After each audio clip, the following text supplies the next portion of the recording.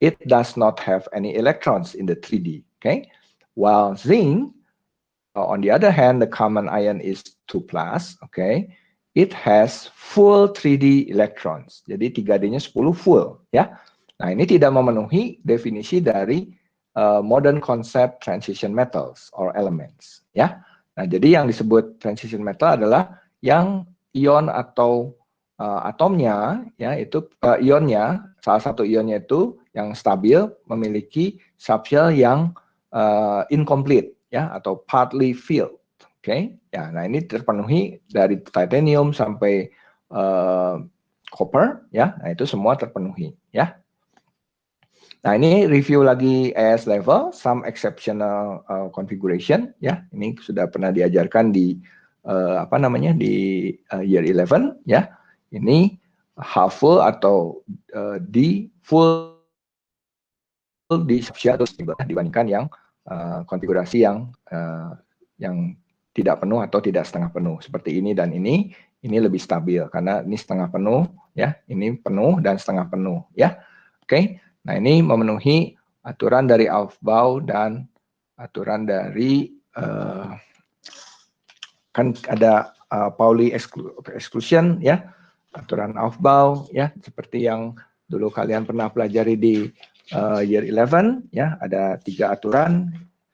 Yang satu lagi adalah Hans rule, ya, jadi aturan Aufbau dan aturan Hans rule. Nah, itu memberikan konfigurasi setengah penuh atau penuh itu lebih stabil dibandingkan konfigurasi elektron yang lain, ya. Oke, ini pernah kita bahas di year 11 dulu, ya. Oke. Oke, ya, ini yang setengah penuh itu karena elektron itu cenderung repel each other, ya. Jadi dia cenderung sendiri-sendiri dulu di setiap orbital. Kalau terpaksa tidak ada tempat lagi, baru dia berpasangan, kan gitu kan, ya. Sementara kalau yang full, ya, itu dia mengisi orbital dengan spin yang berlawanan, opposite spins, ya. Nah, untuk meminimumkan efek repulsion. Oke.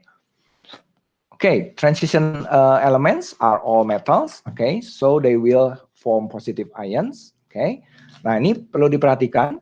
When transition metal form ions, the electron are lost first from the 4s. Ya, jadi kalau kamu perhatikan konfigurasi elektron ion-ion ini, ya, coba perhatikan.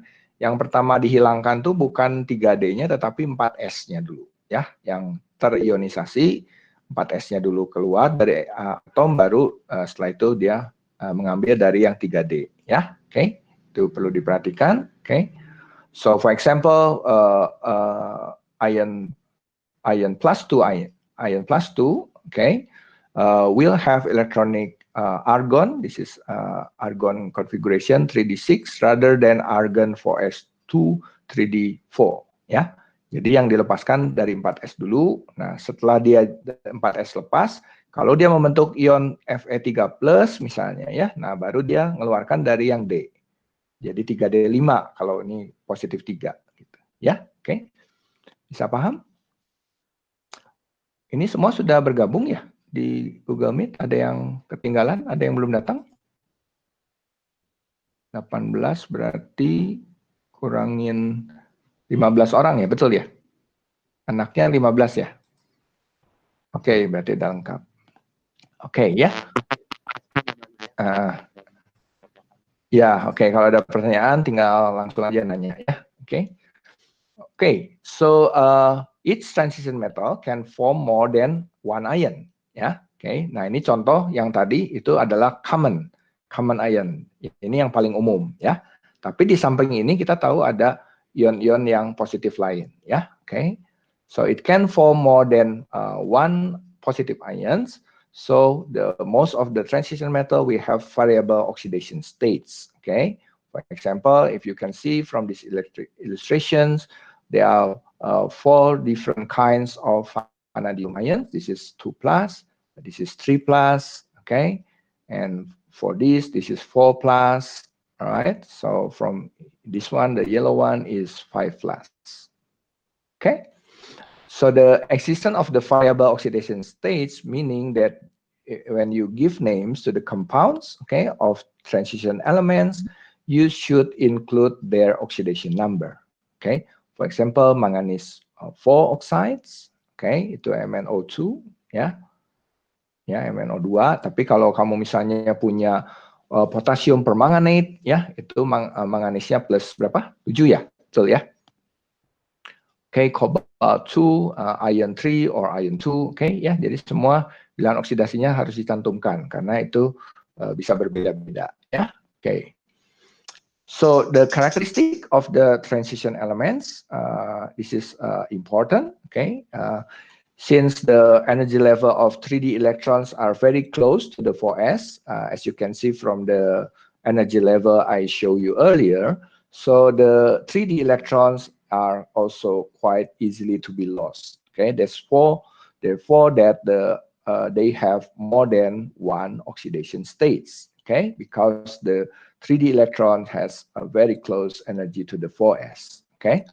So this is important because the some of the or most of the catalysts, organometallic complex catalysts and also some solid catalysts, they utilize the transition metal compounds or ions, as the active sites, because in redox reaction, in the mechanism, you will involve, you will see that the electron transfer will be involved, changing the oxidation states of the intermediates, and therefore the transition metals compounds are very good catalysts, for some reactions. Ya, jadi seringkali senyawa-senyawa logam-logam transisi itu dipakai menjadi katalis, ya, karena sifat variable oxidation states ini.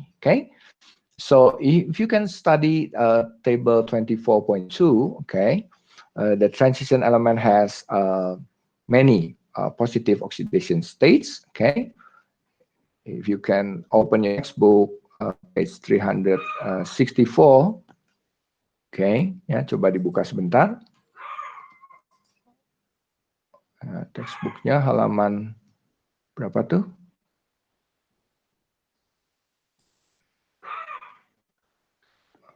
Itu kita lihat tabel berapa tadi? Nah, ini ya. Pak, ini nggak. Halo? Pak. Ya? Ini nggak direkord. Saya nggak bisa merecord ini. Oh. Karena nggak punya akun dari Smart 1, saya belum dikasih. Ya? Ya.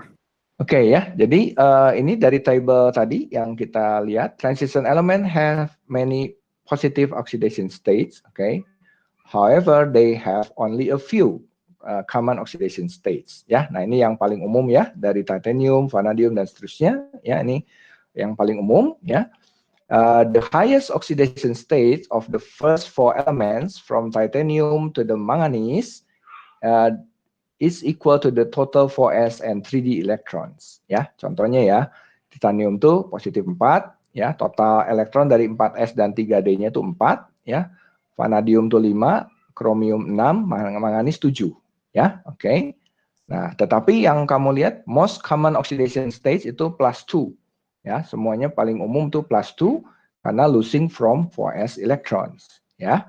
Nah, lalu from iron to the copper, plus 2 oxidation state dominates. Why is that? Because we have increasing nuclear charge, makin banyak protonnya kan makin ke kanan ya. Makin banyak protonnya will make 3d electrons become increasingly harder to remove, ya. Nah, jadi itu kenapa dari iron to copper itu positif itu dominates, ya.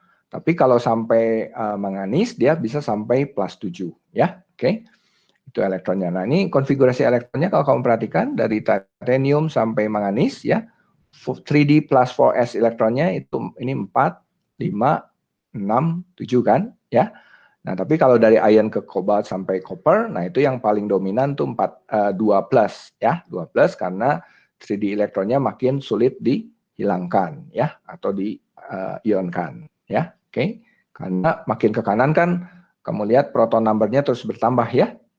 Ini terus nambah, muatan positifnya makin kuat, berarti makin sulit melepaskan 3D electrons. Oke, ya. Nah, ini nanti file ini saya akan upload di Google Drive ya. Saya akan bikinkan satu Google Drive tambahan, ada folder tambahan itu Microsoft Whiteboard ya. Oke, nanti saya akan upload juga setelah hari ini lesson. Oke. Nah, lower oxidation states sebagai catatan ya, found in the simple cations, okay, while the higher oxidation states can be found in complex ions, okay, with oxygen normally or fluorine atoms, right? Ini exercise nanti kamu cobain di rumah ya. Kalau ada kesulitan bisa konsultasi nanti dengan Pak Guston. Ini sudah ada jawabannya juga. Kemudian ini nanti coba check up questions di textbook ya. Jawabannya juga kamu bisa lihat di CD-ROM. Tapi nanti setelah dijawab dulu ya. Nanti kalau nggak yakin baru kamu cek jawabannya setelah dicoba ya. Oke, nah ini hanya mereview oxidation state di year 11 supaya kamu ingat lagi ya. Jadi kamu coba baca lagi ini summary-nya ya. More exercises, oke. Oke, nah sekarang kita akan lihat beberapa sifat fisik ya dari logam-logam transisi ya. Oke, nah because the transition elements are all metals, they will of course have common physical properties like most metals. They have high densities, ya, densitasnya besar, high melting points, they are hard and rigid, okay, they can be used as construction materials, okay. They are also good conductors of electricity and, of course, heat. Okay, let's see the first physical properties related to the first ionization energy, atomic radius or ionic radius. Okay, the first ionization energy, atomic and also ionic radius do not vary much as we go across the row. Okay, ya. Jadi kalau kamu lihat datanya di tabel 243, kamu bisa lihat itu perubahannya sangat sedikit atau bisa dikatakan relatively constant, okay, ya. Nah ini atomic radius, okay, is half the distance between the two nuclei of the diatomic molecule. So in general, as you can see from the year 11 lesson, the periodicity, as you go across a period from left to right, the radius gets smaller, right? Okay, because we have more protons, while we have the same energy level or quantum shell, and shielding effect are also the same. So the more nuclear charge mean that the electrons is stronger pull to the nucleus. Okay, that's why the atomic radius gets smaller. But for the transition elements, the radius are relatively constant or with the same size. Okay, ya. Nah ini trennya kalau kamu lihat datanya ya. Dari kiri ke kanan dia akan turun terus, tetapi di sekitar di dalam grup 3D itu dia relatively constant ya. Ini relatively constant. Nah ini kurang lebih sama ukurannya ya, the size. Sementara kalau di grup blok S dan blok P itu kelihatan jelas ya penurunannya. Oke. Oke. The size of the transition elements is determined by the 4s ya. Nah, semua ini kan punya 4s electrons ya. Oke. So the pool of increasing number of protons, dari kiri ke kanan protonnya bertambah ya. Itu is compensated or offset, okay, by extra screening effect by increasing number of 3D electrons ya. Nah, jadi 4s-nya semua sama ya. Jadi quantum shell-nya semua sama ya. Ada 4s2, elektronnya ada di 4s2, itu semua sama punya ya. Nah lalu protonnya nambah terus, tetapi kok nggak berpengaruh terhadap ukuran si atom, karena ini ada you have more screening effect or shielding effect by increasing number of 3D electrons. Kita tahu 3D elektronnya juga terus bertambah kan ya. Nah kita tahu bahwa elektron dengan elektron itu punya repulsion effect. They repel each other, or we known as the shielding effect. Kalau kamu belajar year 11 dulu di Electron in Atom, chapter 3, ya, chapter 3. Nah itu ada salah satu faktor yang berpengaruh terhadap ionization energy itu adalah shielding effect. Ya, ada repulsion effect between the same negatively charged electrons. Ya, nah jadi elektron 3D yang makin bertambah banyak itu dia akan tolak menolak dengan elektron 4s, sehingga walaupun gaya tarik dari intinya bertambah karena protonnya nambah, tapi di offset oleh tolak-tolakan sesama elektron dari 3D dengan 4s. Kan itu tolak menolak ya. Jadi seperti gaya, kalau kamu tarik ke kanan, yang satu narik ke kiri, nah nanti resultannya kan kalau hampir sama besar, resultannya bisa mendekati 0 gitu ya. Nah, jadi sehingga nih ukuran si itunya kurang lebih sama ya. Oke. Nah, bagaimana dengan ionic radius? Also the same trend, oke ya. Jadi kalau transition metal kan tadi +2 itu hilang dari 4s ya. 4s-nya hilang. Nah, lalu efeknya juga mirip dengan yang sebelumnya. We have increasing number of protons, okay, from left to the right, is compensated by the increasing number also of 3D electrons.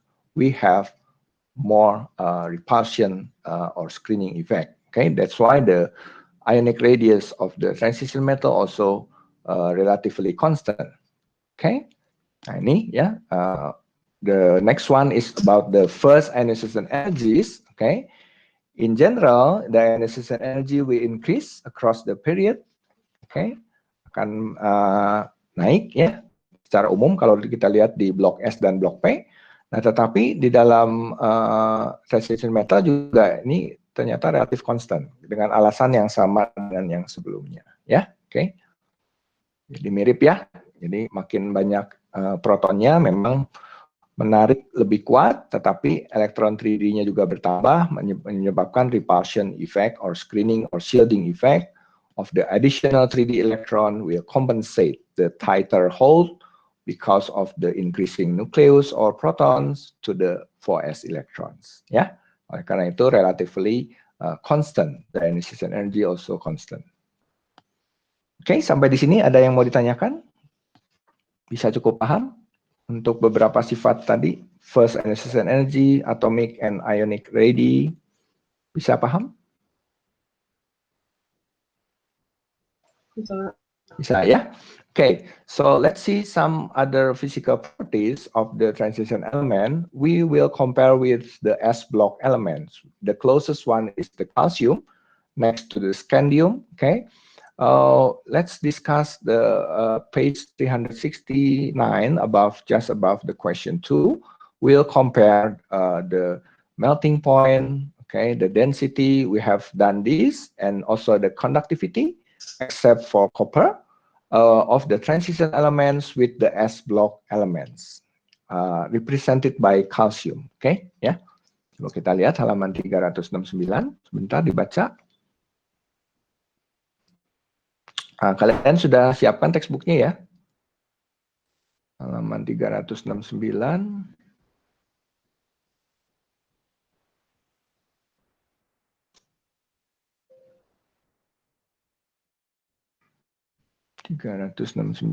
Ini halaman berapa?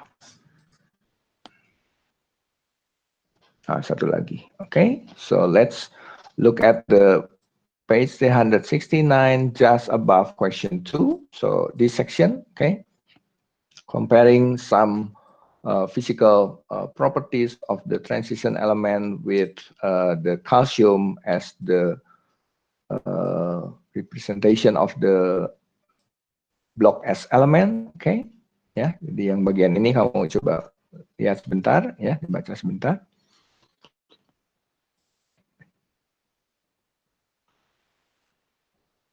This one ini tadi sudah kita bahas.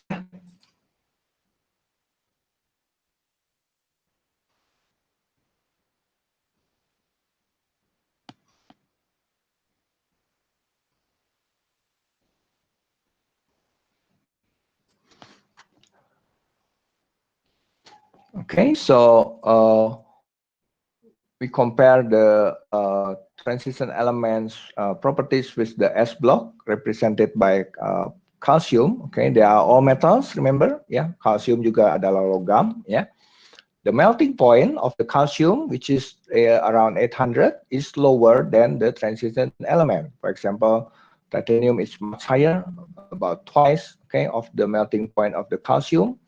So the melting point in general of the transition elements is higher than the S blocks. Okay. How about the density? The density of the calcium is lower. Okay. It's about 1.55, while the transition element, for example, represented by nickel, is almost 9. Okay. So that's about more than 4 times denser than the calcium. Okay. So the melting point and the density, the transition element has higher values. Okay. We have discussed the atomic radius and also the ionic, so we skip this one, and also the first transition energy. Okay. Oh, okay, sorry. But this is compared to the calcium.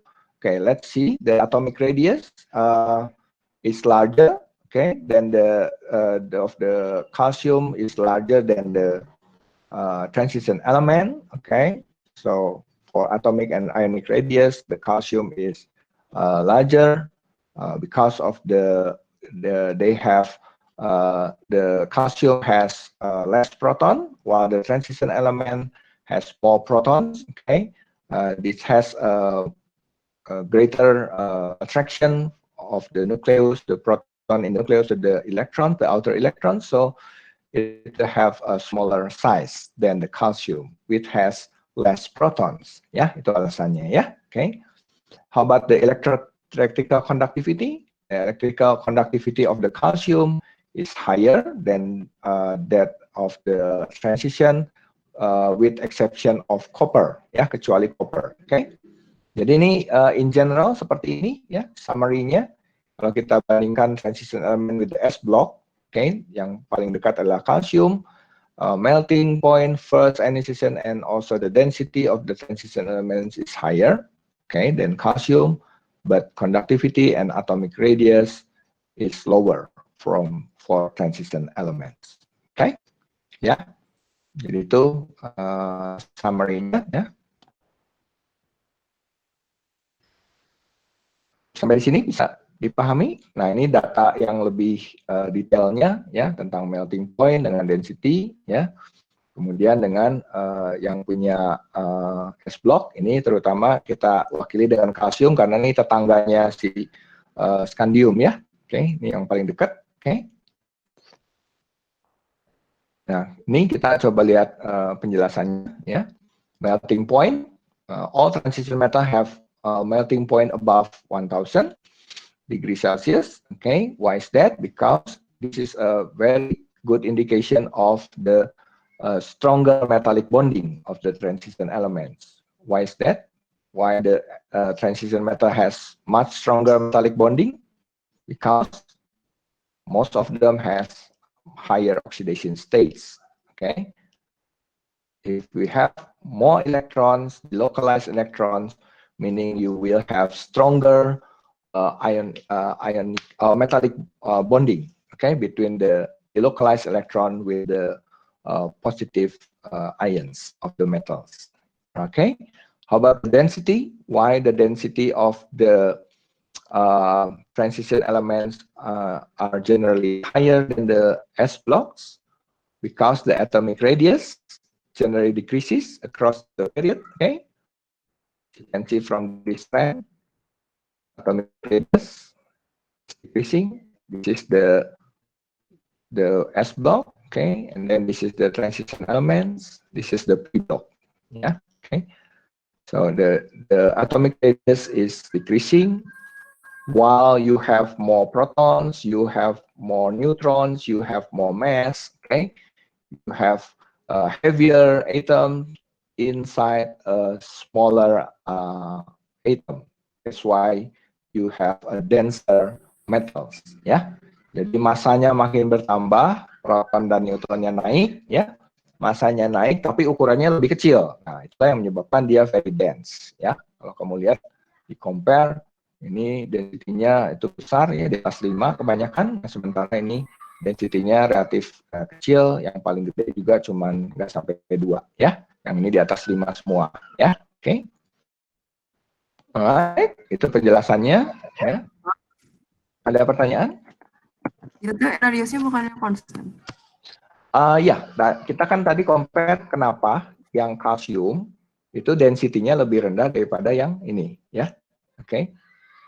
Jadi penjelasannya tadi selain masanya bertambah, atomnya kalau yang transition metal memang konstan, ukuran atomnya kurang lebih sama, ya. Nah, tetapi kalau dibandingkan dengan yang ini kan atomnya lebih gede, kemudian lebih ringan, makanya dia densitasnya kecil kan.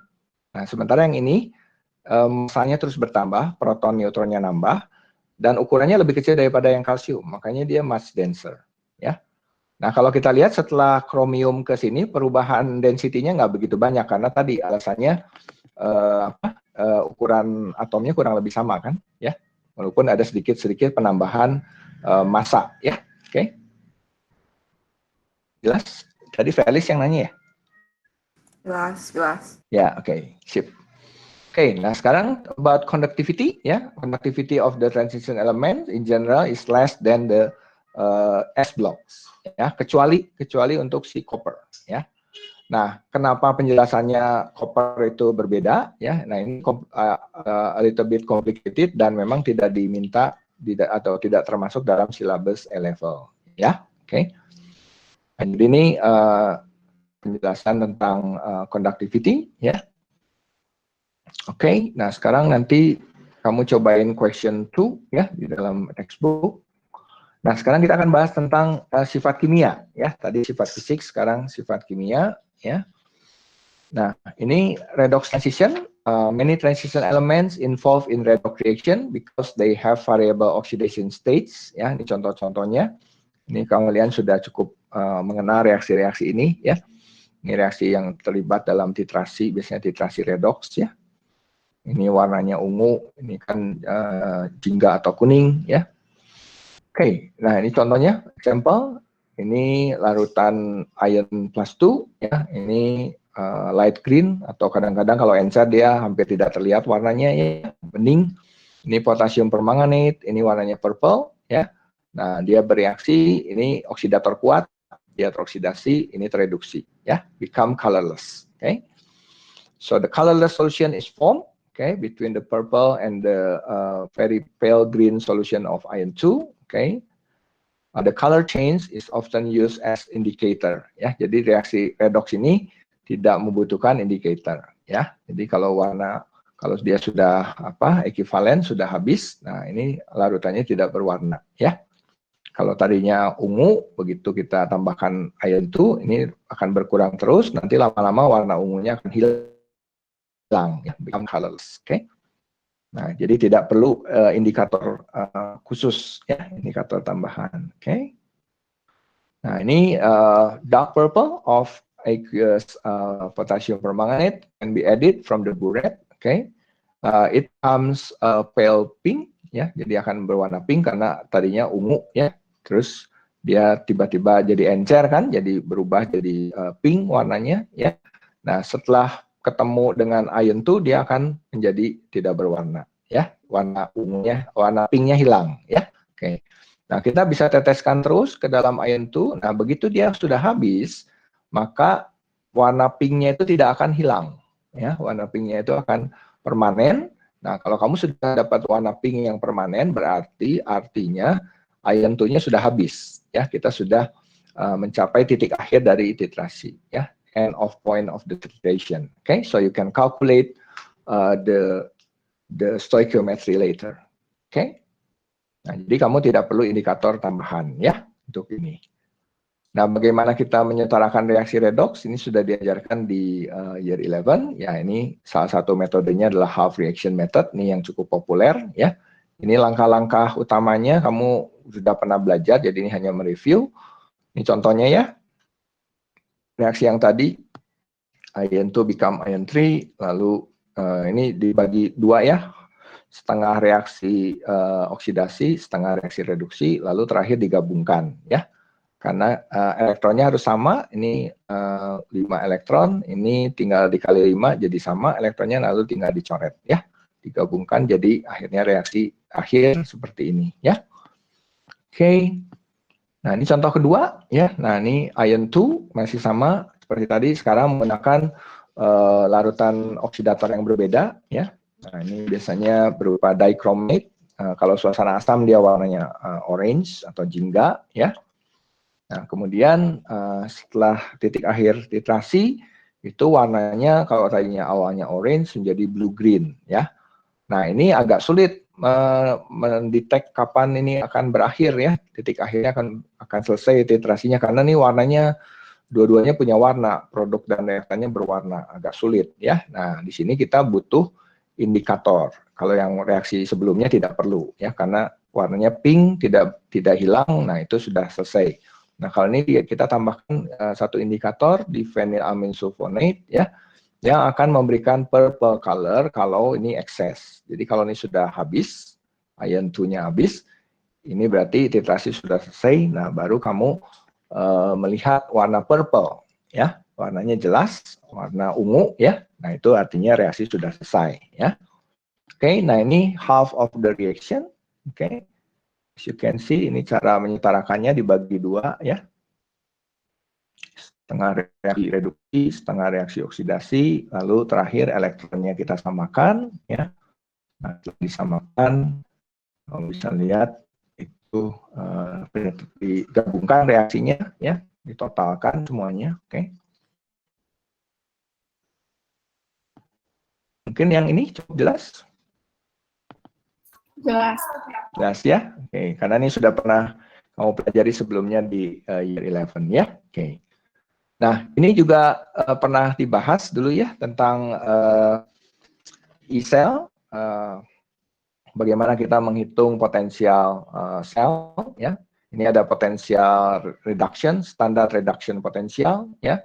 Nah, ini ada yang lebih positif, ada yang lebih negatif. Masih ingat, ya, semakin positif nilai E0-nya, potensial reduction-nya makin positif, artinya reaksinya cenderung ke kanan, ya, cenderung ke kanan. Sementara yang lebih negatif itu cenderung ke kiri, ya. Cenderung ke kanan dia berarti cenderung tereduksi. Oke, kalau cenderung ke kiri berarti cenderung teroksidasi, lebih mudah dioksidasi, begitu, ya. Oke. Alright. Nah, ini contoh tadi yang tadi, ya, VO2 plus dengan zinc, ya. Jadi VO2 plus itu cenderung ke kanan reaksinya, zinc-nya cenderung ke kiri, ya. Kalau dijumlahkan terjadi reaksi ini, ya. Oke, memberikan E-cell yang positif, ya. Kalau ditanya potensial sel standarnya bisa dijawab berapa? Ini selisihnya, beda potensialnya. Kalau dua half cell ini kita connect, dikasih wire, dikasih jembatan garam, terus terjadi diukur beda potensialnya kira-kira berapa kalau kondisi standar antara dua sel ini. Standar artinya temperatur 25 derajat, ya. Kalau ada larutan 1 molar, ya, larutannya. Kalau ada gas 1 atm, ya. Nah, itu arti standar. Kalau dihubungkan, diukur potensial selnya berapa nih kira-kira kalau dihitung? Ada yang masih ingat? 2,76. Dari mana 2,76? Selisihnya? Ngitung E-cell gimana?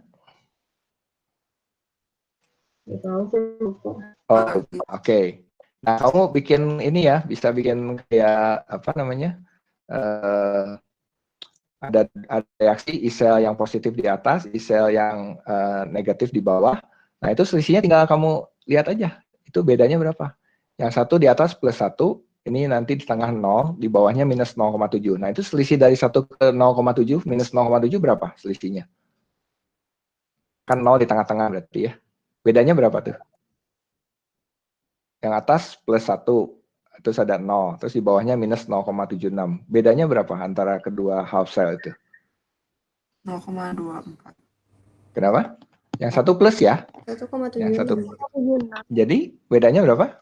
1,76. Iya, 1,76, ya. Jadi E-cell reduksi yang lebih positif dikurangi dengan E-cell oksidasi yang lebih negatif, ya. Jadi 1 minus minus, ya, minus minus jadi plus 0,76 alias totalnya 1,76, ya. Oke. Nanti kamu, ya. Elektronnya harus disamain dulu. Kenapa? Number of elektronnya. Oh iya, number of electron betul harus disamakan, disetarakan, ya. Nah, tetapi jumlah elektron itu tidak akan merubah nilai ini, tidak akan merubah potensial reduction. Itu tidak not depend on the number of electrons, ya. Beda dengan delta H, delta H reaksi, delta HF gitu ya. Nah itu kamu koefisien reaksi perlu dihitung ya. Tapi kalau isel nggak berpengaruh sama koefisien reaksinya. Iselnya tetap tidak berubah ya. Oke. Masih ingat ya? Oke, nanti di rumah dibaca ada contoh-contoh reaksi redoks yang lain di halaman 369 370 sama work example dicoba juga ya, dipelajari plus check up questions. Oke. Nah, itu kamu pelajari di rumah, oke. Nah, sekarang kita akan lihat beberapa sifat chemical properties ya. Nah, tadi kan different oxidation states itu melibatkan redox reaction ya. Nah, karena dia punya sifat seperti ini, maka dia adalah good catalyst karena banyak mekanisme reaksi itu melibatkan transfer electrons ya. Nah, kemudian kalau transition elements itu dia akan menghasilkan endapan ya dengan metal hydroxide seperti NaOH. Ya, oke. Kalau kamu tambahin NaOH atau OH minus, ya, dia itu kebanyakan membentuk metal hydroxides, endapan, ya. Kemudian dia bisa membentuk colored compounds or with complex or ligands, ya, oke. Nah, nanti kita akan bahas itu. Nah, kita lihat dulu yang precipitation with metal hydroxides, ya. Kalau kita tambahkan NaOH, misalnya OH minus atau alkali, ya. pH larutan naik ya. Nah, kalau di situ di dalamnya ada transition metal ions, nah biasanya akan membentuk endapan ya. Nah, warnanya itu kadang-kadang berbeda-beda, itu tergantung dari si logam dan oxidation states-nya ya. Contohnya the same ion with different oxidation states will give you totally different precipitates ya. Yang itu hydroxide itu warnanya green, yang plus 3 ion 3 hydroxide itu warnanya seperti karat ya, karat besi ya, kecoklatan gitu ya. Sementara kalau copper itu endapannya berwarna biru pucat. Oke, ya. Nah, kadang-kadang kalau kita tidak mau tambahkan sodium hydroxide bisa juga diganti dengan ammonia solution yang mengandung OH- juga ya. Oke. Nah, sekarang kita akan lihat kompleks ya. Ada waktu sedikit lagi, mungkin sekitar 10 menitan kita akan lihat kompleks ya. Nah, itu apa itu yang disebut sebagai senyawa kompleks atau ion kompleks. Nah, kompleks itu artinya a molecule or sometimes an ion, okay, containing a central metal ion. Nah, ini central metal, ini di tengah-tengah itu adalah metal ion transition ya. Surrounded by a number of molecules or sometimes also ions, ya, okay, or oppositely charged ions called ligands, ya, okay. Nah, jadi ini central atom, centralnya adalah transition metal ion, lalu di sekelilingnya adalah molekul yang disebut sebagai ligand, ya, okay, membentuk senyawa kompleks, ya. Nah, antara ligand sama molekul dengan central metal ionnya, nah itu terbentuk ikatan dative atau coordinate bonding ya. Jadi artinya si metal ion itu menyediakan orbital kosong, sementara lone pair-nya pasangan elektron untuk ikatannya itu berasal dari si molekul ligand atau ion dari ligand ya. Ligand itu bisa molekul bisa ion.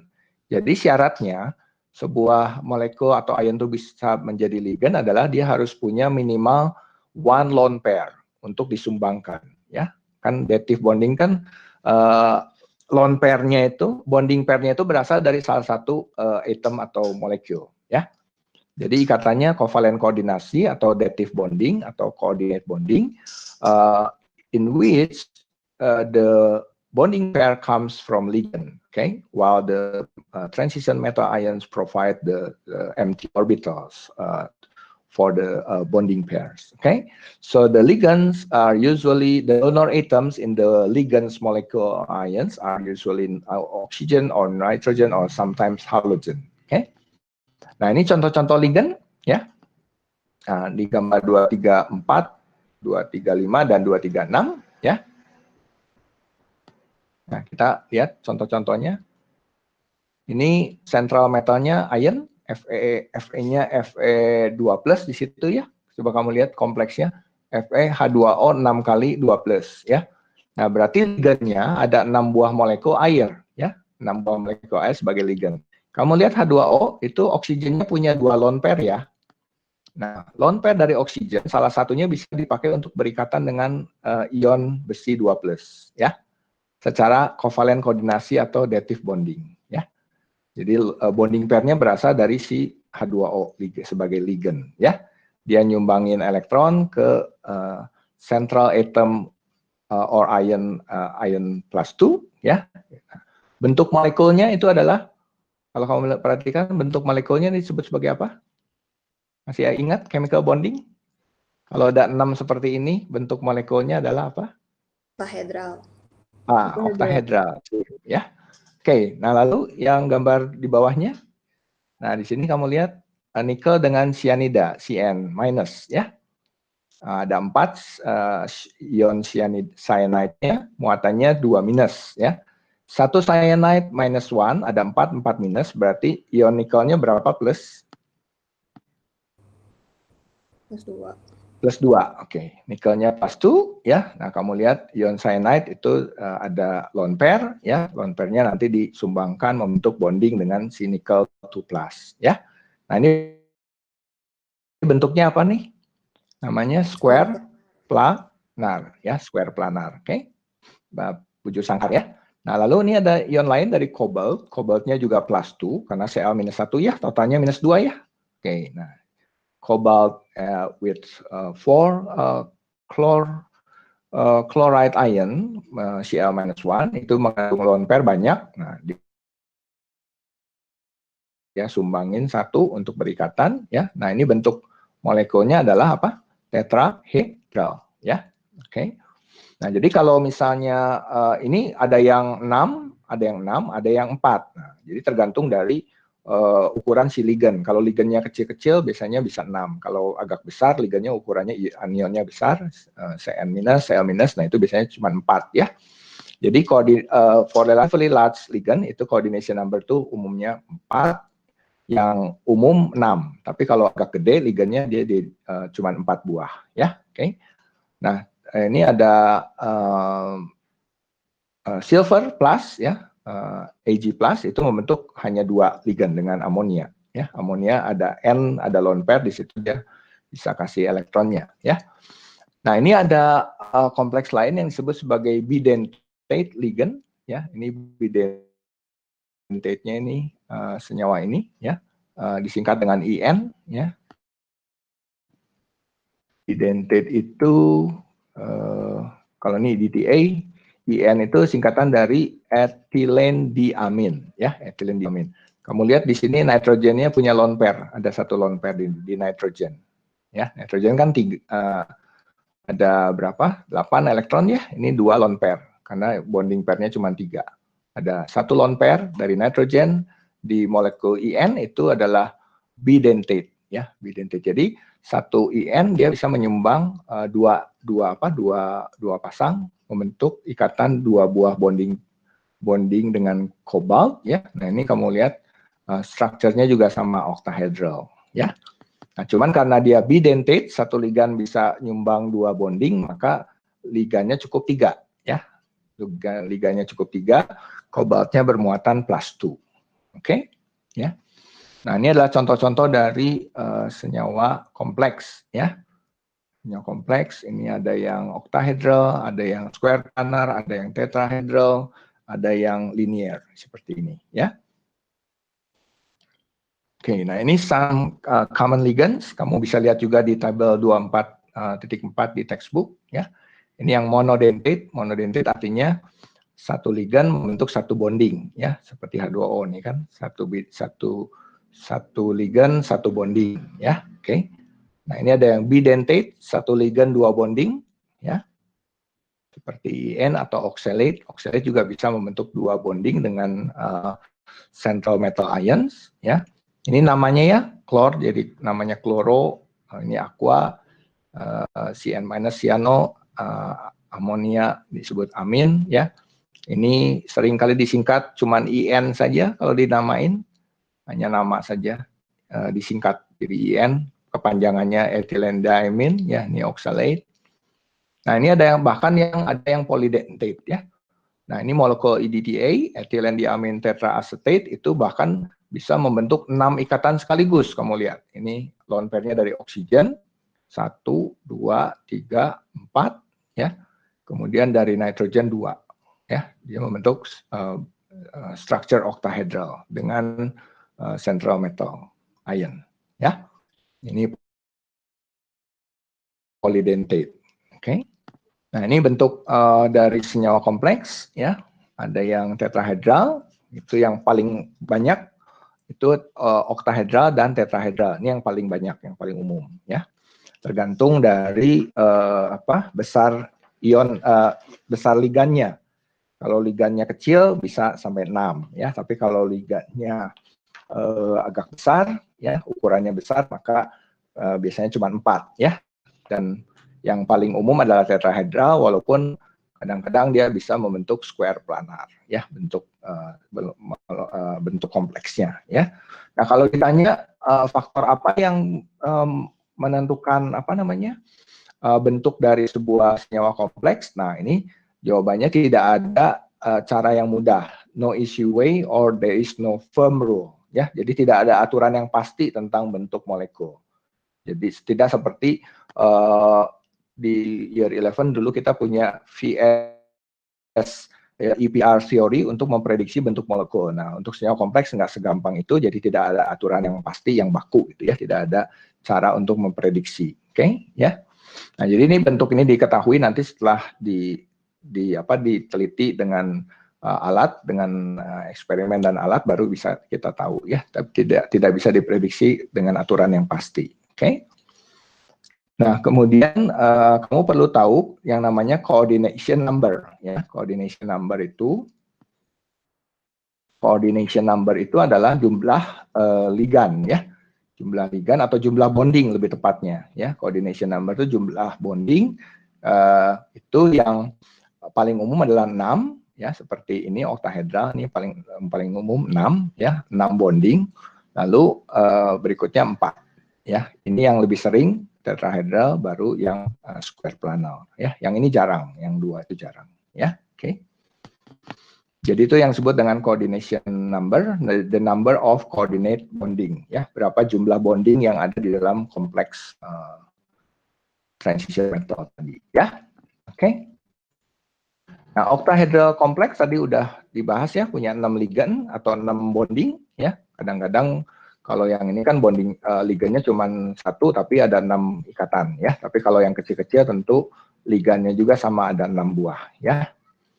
Oke, itu octahedral. Kemudian tetrahedral tuh kalau monodentate berarti 4 ligands ya. Some complex have square planar but is less common than the tetrahedral, and also have linear or only 2 ligands ya. Nah, lalu kita coba belajar bagaimana memberi nama ya dari kompleks ion. Nah, pertama kita tunjukkan jumlah ligan dengan memberi awalan mono di 2, 3 tetra, 4 dan seterusnya, heksa 6 ya. Lalu identify the ligands name dengan kasih ending O ya. Ada cyano, ada kloro dan seterusnya ya. Oke. Nah, lalu dalam kompleks compound, bukan ion ya, bukan ion. Kalau compound dia pakai akhiran 8, tapi kalau ion enggak usah ya. Jangan lupa menambahkan bilangan oksidasi karena transition metal itu kan macam-macam bilangan oxidation number-nya ya. Oke, contoh ya. Ini ligannya ada 2, jadi beri awalan di ya. Di amin, ini ligannya silver ya. Lalu silvernya positif berapa? Positif 1 ion ya. Jadi namanya diamin silver 1. Contoh lain, ini exercise ya. Nah, kamu cobain di rumah untuk exercise, ada 4 ya. Dan question number 4. Oke, hari ini kayaknya sampai di sini. Sebelum bubar mungkin ada pertanyaan.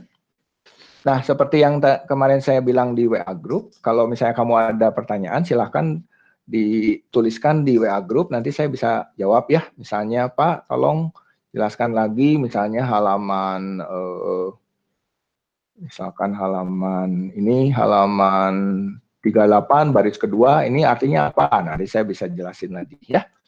Kalau masih ada yang kurang jelas, kalau misalnya singkat saya langsung jawab di WA Group, tapi kalau misalnya agak panjang saya akan tulis di Microsoft Whiteboard seperti ini penjelasannya. Ya, oke. Bisa dipahami materi hari ini sampai di sini? Bisa. Oke, nanti latihan-latihan dicoba